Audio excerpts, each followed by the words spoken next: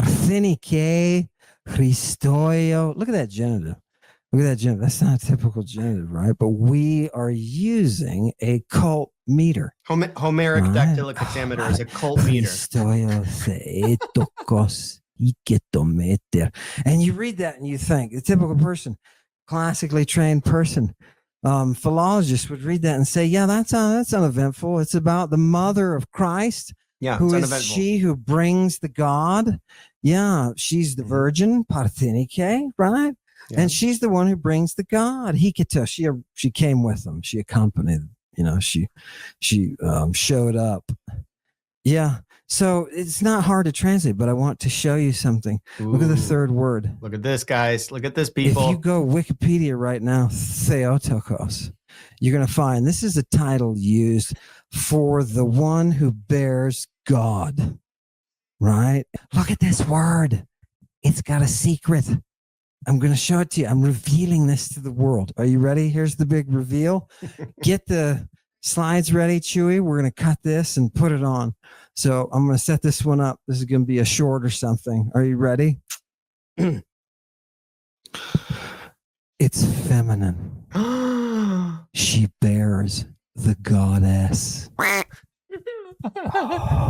What a reveal. Oh, Jesus is a goddess. Oh, wow. It makes way more sense. And I want you to notice the atokos on the bottom, the second line. The atokos, once again, it's not a mistake.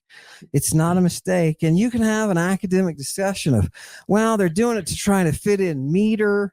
You need a long vowel there, and the Omicron is not going to work it. So you need to fit the convention of the dactylic hexameter. I would love to have that debate, but people won't even look at these materials, right? For a sophisticated debate. The fact is, it still says that Mary is the one who produces the she Jesus. The she Jesus. The she God. Oh, Jesus. Is that why you're with the boy Jesus? Because they did to you what you're doing to him? There are several references to Theotokos in Nonus's Dionysiaka. This is clearly the preferred form of Theotokos that he wants to use to fit his hexameter verse.